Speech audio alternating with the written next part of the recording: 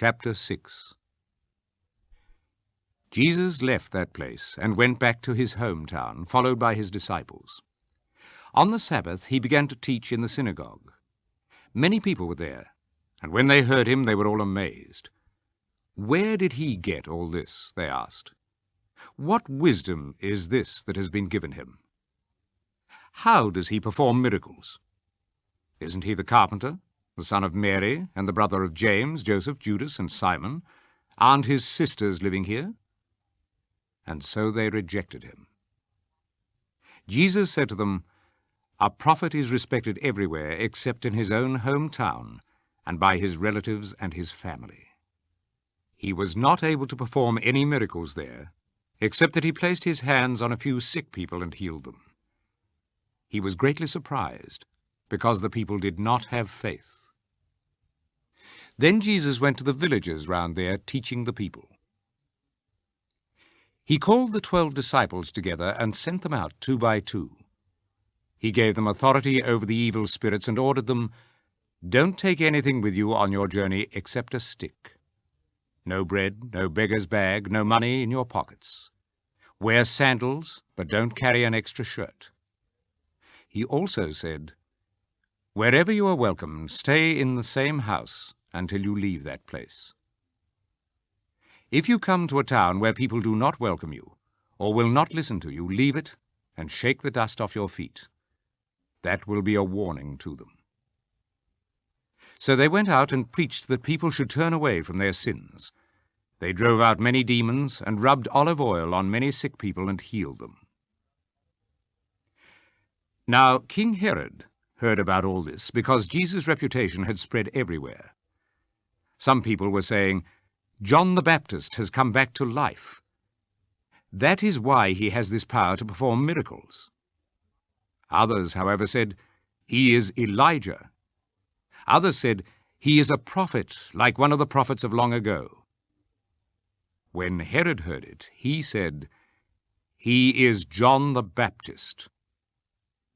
I had his head cut off, but he has come back to life." Herod himself had ordered John's arrest, and he had him chained and put in prison. Herod did this because of Herodias, whom he had married, even though she was the wife of his brother Philip. John the Baptist kept telling Herod, "It isn't right for you to be married to your brother's wife."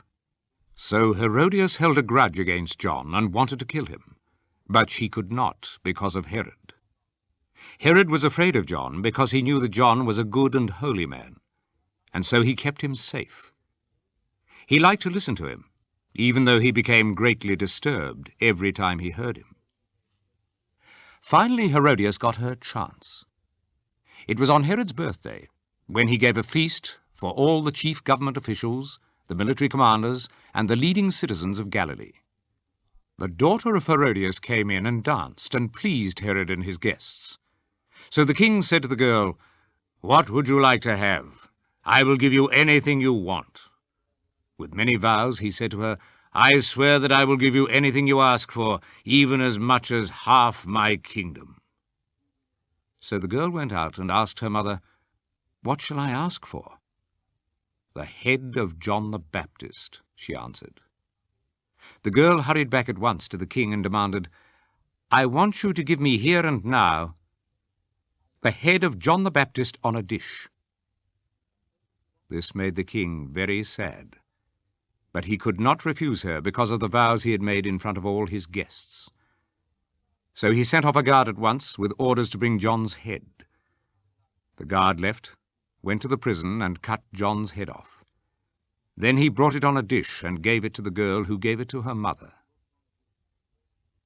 When John's disciples heard about this, they came and took away his body and buried it.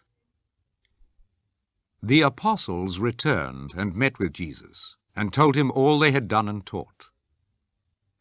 There were so many people coming and going that Jesus and his disciples didn't even have time to eat.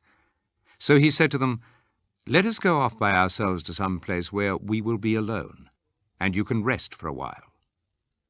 So they started out in a boat by themselves for a lonely place. Many people, however, saw them leave and knew at once who they were.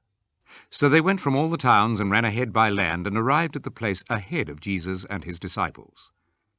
When Jesus got out of the boat, he saw this large crowd, and his heart was filled with pity for them because they were like sheep without a shepherd. So he began to teach them many things. When it was getting late, his disciples came to him and said, "It is already very late, and this is a lonely place. Send the people away and let them go to the nearby farms and villages in order to buy themselves something to eat." "You yourselves give them something to eat," Jesus answered.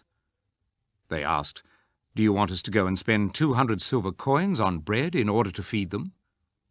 So Jesus asked them, "How much bread have you got? Go and see." When they found out, they told him, 5 loaves and also 2 fish. Jesus then told his disciples to make all the people divide into groups and sit down on the green grass. So the people sat down in rows, in groups of 100 and groups of 50. Then Jesus took the 5 loaves and the 2 fish, looked up to heaven and gave thanks to God. He broke the loaves and gave them to his disciples to distribute to the people. He also divided the 2 fish among them all. Everyone ate and had enough. Then the disciples took up 12 baskets full of what was left of the bread and the fish. The number of men who were fed was 5,000.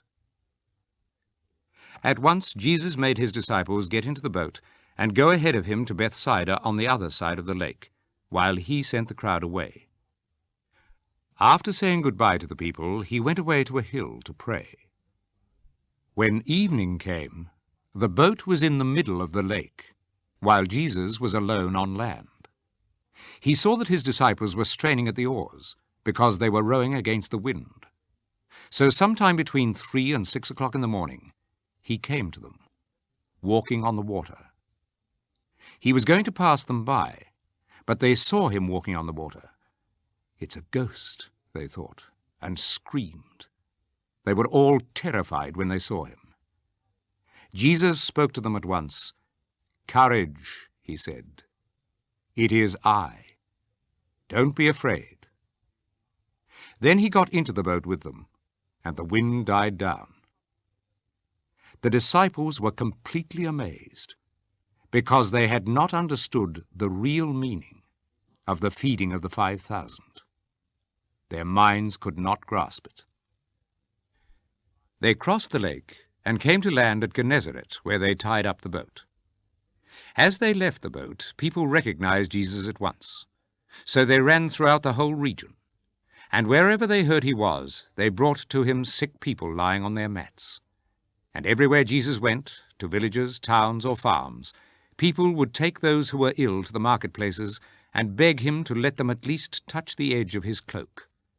And all who touched it were made well.